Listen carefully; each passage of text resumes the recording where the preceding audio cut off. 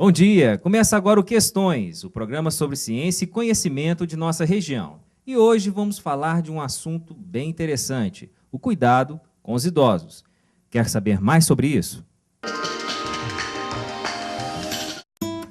A questão do envelhecimento, quando fala assim, envelhecer, o que é envelhecer? O tempo passa, né? A gente está vivendo, está passando, está indo.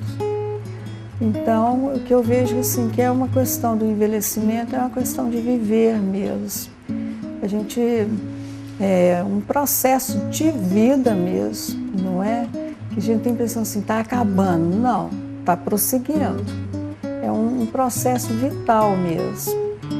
E a gente vai acompanhando o tempo, acompanhando as coisas e vai junto com todo mundo. Então, assim, daqui a um pouco nós vamos ter muitos idosos. E aí, como que esses idosos vão estar sendo tratados? Como que vai estar sendo a prioridade desses idosos? Como que a sociedade vai estar vendo esses idosos? E para começarmos nossa discussão de hoje, estamos aqui com os convidados, a professora Adelan Brandão, a professora do curso de Fisioterapia do Inesp, Virgínia Vitalina, e Cleiton Costa, fisioterapeuta e ex-aluno do curso de Fisioterapia da instituição. Por que envelhecemos? Bom, tem algumas teorias que tentam explicar o envelhecimento, né? A mais aceita nos dias atuais é a teoria dos radicais livres. Uma das comprovações foi o acidente em Chernobyl, né? E aí essa população que foi exposta à radiação apresentou sinais de envelhecimento mais rapidamente que os não expostos, né? Então, por isso que essa é uma das teorias mais aceitas. E outros fatores que contribuem também para o envelhecimento são a hereditariedade, né? A família, então famílias que têm uma longevidade maior, né? As pessoas pela genética vão ter uma expectativa de vida maior, onde nasce, né, onde vive, né, então o meio também interfere nisso, e também os hábitos de vida, né, a alimentação, o exercício, se a pessoa fuma, não fuma, as doenças que adquiriu durante a vida toda, né, então isso tudo interfere no envelhecimento. Quais são as consequências do envelhecimento para o nosso organismo? Como que vão acontecendo gradativamente essas mudanças? Antes disso, quando que a gente começa a envelhecer? Então, né, a gente começa a envelhecer a partir do momento que nasce, né? Só que o corpo ele tem um processo de ascensão, né, que parte óssea, muscular, que acontece até os 30 anos. E aí depois a gente entra no estado de declínio de função, né? Então perda de massa óssea, perda de massa muscular. E se a gente não tomar as devidas providências, né, fazer o exercício, ter uma alimentação regrada, isso vai acontecer com maior ou menor intensidade, né? A gente poderia associar ao envelhecimento algumas doenças, Cleiton? Você tem algumas doenças que a gente pode associar ao envelhecimento?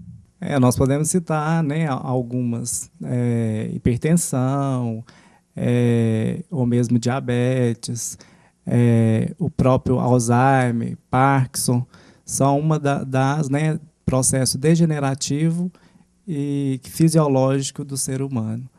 Doenças musculares, né, ou mesmo óssea, a osteoporose, a artrose, né, a artrite, que é um processo de degeneração do nosso organismo.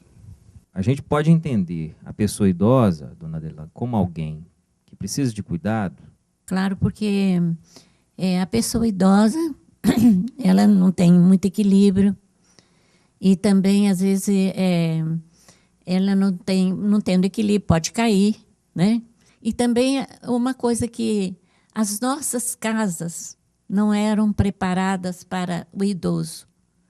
Acho que é porque antigamente a média de vida era bem menor do que agora.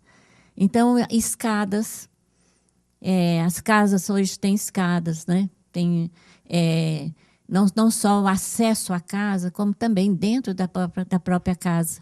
Há pouco tempo, por exemplo, eu, com meus, depois de 60 anos, é que eu fui me cuidar. pensar em fazer uma fisioterapia, fazer uma hidroginástica. Se mesmo fisioterapia for fazer porque foi necessário por causa das dores, né? Então, eu acho que isso aí já é necessário cuidar desde cedo. Não só esperar as pessoas envelhecer, não. Eu acho que essa conscientização de que a pessoa pode envelhecer, e principalmente, eles falaram ali, por exemplo, nas questões de doenças, dos cuidados com o corpo, fisicamente. Mas eu acho também um cuidado maior é com a mente. Porque uma pessoa que vive, que lê, uma pessoa que está sempre viajando, ou que passeia, que tem mais contato com as pessoas, essas pessoas vivem bem melhor e não envelhecem também assim tão rápido, não. Como a gente poderia envelhecer com saúde? Tem algumas formas de você não reverter o processo, né? Porque o envelhecimento ele é irreversível, mas tem formas de você envelhecer melhor, né? Então, essas formas que estão comprovadas são atividade física, né? Sempre, alimentação saudável, controle do estresse e o estímulo de atividades sociais mesmo, né? Então, você participar de grupos que seja relacionado à religião ou algum interesse, né, que as pessoas se agrupem, né? Isso é muito importante. Né? Dança, a arte, né? Então, a pintura, né?